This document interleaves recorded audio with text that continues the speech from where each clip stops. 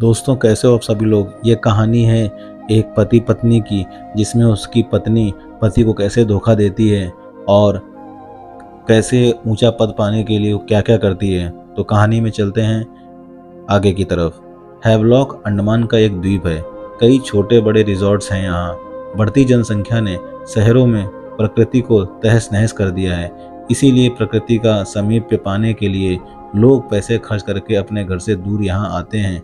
एक साल से कबीर समंदर रिजॉर्ट में सीनियर मैनेजर के पद पर काम कर रहा था।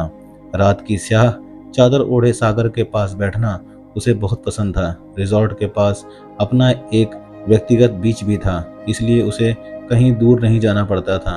अपना काम समाप्त करके रात में वह यहाँ आकर बैठ जाता था। लोग अक्सर उससे पूछते कि वह रात में ही यहाँ क्यों बैठता है। कबीर का जवाब होता, रात की नीरवता, उसकी खामोशी मुझे बहुत भाती है। अपनी पुरानी जिंदगी से भागकर वह यहाँ आ तो गया था, परंतु उसकी यादों से पीछा छुड़ाना इतना आसान नहीं था। आज सुबह जब जब से प्रिया का फोन आया है, तब से कबीर परेशान था।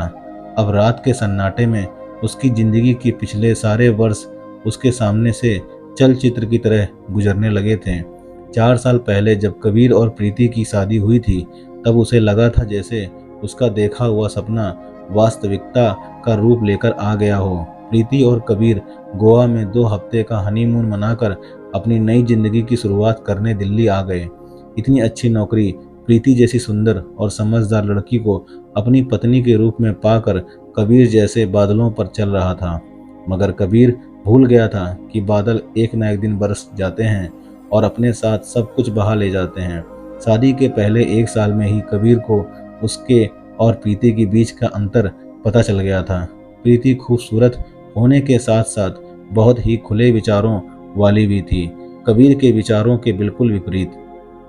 उसे खुले हाथों से खर्च करने की आदत थी, परंतु कबीर मितव्ययी था। छोटी मोटी नोकझोंक उनके बीच चलती रहती थी, जिसमें जीत हमेशा प्रीति की ही होती थी। प्रीति के व्यक्तित्व के सामने जैसे कबीर का व्यक्तित्व गौड़ हो गया था। रात के अतरंग पलों में भी प्रीति को कबीर से कई शिकायतें थीं। उसके अनुसार कबीर उसे रात में संभोग करके संतुष्ट नहीं कर पाता था। प्रीति जहां पार्टियों में जाना बहुत पसंद करती थी, वहीं कबीर का वहां दम घुटता था। परंतु प्रीति की जिद पर उसने भी सभी पार्टियों में जाना शुरू कर दिया था। पार्टी में जाने के बाद प्रीति अक्सर यह भूल जाती थी कि वहां वह कबीर के साथ आई है। ऐसी ही एक पार्टी में कबीर की कंपनी का एक क्लाइंट रोहन भी आया था। वह प्रीति के कॉलेज का मित्र था तथा एक बहुत बड़े उद्योगपति घराने का इकलौता चिराग था। उससे मिलने के बाद तो प्रीति जैसे यह भी भूल गई कि पार्टी में और लोग भी हैं। बातें करते हुए रोहन के हाथों का प्रीति के कंधों को छूना कबीर को अच्छा नहीं लग रहा था, परंतु वह पार्टी में उसने प्रीति को कुछ नहीं कहा। घर आने पर जब कबीर ने प्रीति से बात करनी चाहिए तो वह भड़क उठी। कितनी छोटी सोच है तुम्हारी। सही में कॉन्वेंट स्कूल में पढ़ने से अंग्रेजी तो आ जाती है, पर मानसिकता ही छोटी हो उसका क्या करेंगे। प्रीति, वह रोहन बहुत बदनाम आदमी है, तुम नहीं जानती। मैं जानना भी नहीं चाहती। जो स्वयं सफल नहीं हो पाते, न वे औरों की सफलता से ऐसे ही चिढ़ते हैं। कबीर बात आगे नहीं बढ़ाना चाहता था, इसलिए चुप हो गया। अगले दिन प्रीति की तबीयत ठीक नहीं थी, तो कबीर ने उसे परेशान करना ठीक नहीं समझा और बिना नाश्ता किए ऑफिस चला गया। दोपहर में प्रीति की तबीयत के बारे में जानने के लिए लैंडलाइन पर कबीर लगातार फोन करता रहा, परंतु प्रीति ने फोन नहीं उठाया। मोबाइल भी प्रीति ने बंद कर रखा था। काफी प्रयास के बाद प्रीति का फोन लगा। क्या हुआ प्रीति, ठीक हो ना तुम? मैं कितनी देर से लैंडलाइन पर फोन कर रहा था, मोबाइल भी बंद कर रखा था तुमने।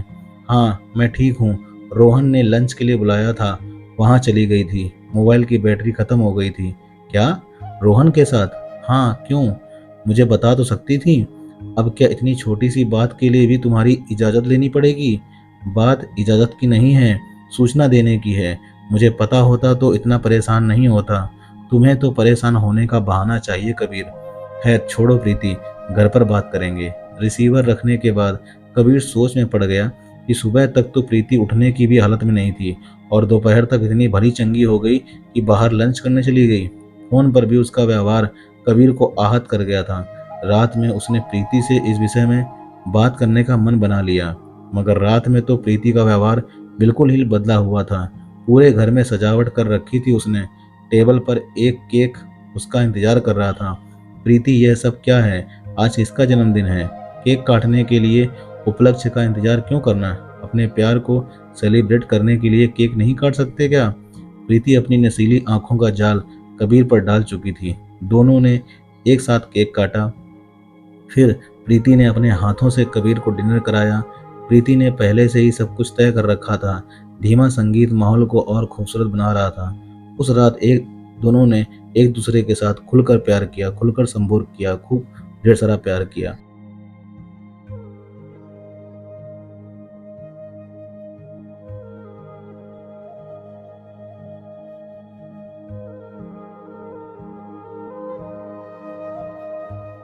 दोस्तों, इसके आगे की कहानी में क्या होगा जानते हैं भाग 2 में।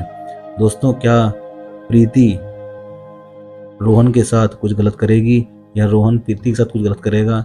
आइए जानते हैं भाग 2 में। अगर आपको भाग 2 सुनना है तो कमेंट में भाग 2 लिख करके मैसेज करें। मिलते हैं अगली कहानी में, तब तक के लिए जय हिंद, जय भारत।